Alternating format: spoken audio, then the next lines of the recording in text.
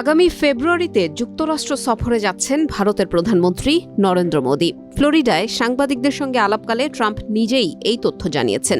ভারতীয় সংবাদ মাধ্যম এনডিটিভির প্রতিবেদনে বলা হয়, গত ২৭ জানুয়ারি দুই নেতার ফোন আলাপের পর মোদির যুক্তরাষ্ট্র সফরের বিষয়টি জানিয়েছেন ট্রাম্প। ওয়াশিংটনে মোদির সম্ভাব্য সফর প্রসঙ্গে মার্কিন প্রেসিডেন্ট বলেন, আজ ২৭ জানুয়ারি সকালে তার সঙ্গে আমার দীর্ঘ আলোচনা হয়েছে। তিনি সম্ভবত ফেব্রুয়ারিতেই হোয়াইট হাউসে আসছেন। ভারতের সঙ্গে আমাদের সম্পর্ক অত্যন্ত ভালো। দুই নেতার ফোনালাপের পর হোয়াইট হাউসের এক বিবৃতিতে বলা হয়, প্রেসিডেন্ট ডোনাল্ড ট্রাম্প ভারতের প্রধানমন্ত্রীকে বলেছেন, দুই দেশের বাণিজ্যিক সম্পর্কের উন্নতির জন্য সব ধরনের ব্যবস্থা নেওয়া হবে।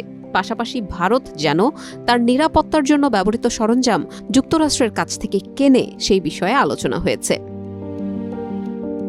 সামাজিক যোগাযোগ মাধ্যম এক্সে শেয়ার করা এক পোস্টে ট্রাম্পের সঙ্গে ফোনালাপ প্রসঙ্গে মোদি লিখেছেন, আমরা এমন একটি ভরসাপূর্ণ সম্পর্ক গড়ে তুলতে বদ্ধপরিকর, যা দুই দেশের জন্য লাভজনক হবে। উভয় দেশের নাগরিকদের কল্যাণ, বিশ্বশান্তি, সমৃদ্ধি ও বিশ্বের সুরক্ষার জন্য আমরা একসঙ্গে কাজ করব।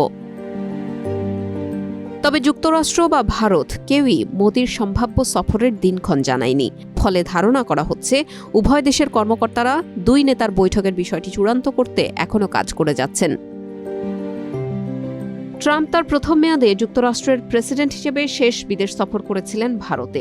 এই দুই শীর্ষ নেতার মধ্যে বেশ ভালো বন্ধুত্বপূর্ণ সম্পর্ক রয়েছে। দুজনে ২০১৯ সালের সেপ্টেম্বরে হিউস্টনে এবং ২০২০ সালের ফেব্রুয়ারিতে আহমেদাবাদে দুটি পৃথক সমাবেশে ভাষণ দিয়েছিলেন। ২০২৪ সালের নির্বাচনে বিজয়ের পর মার্কিন প্রেসিডেন্ট ট্রাম্পের সঙ্গে কথা বলা বিশ্বের শীর্ষ তিন নেতার মধ্যে ভারতের প্রধানমন্ত্রী নরেন্দ্র মোদি একজন।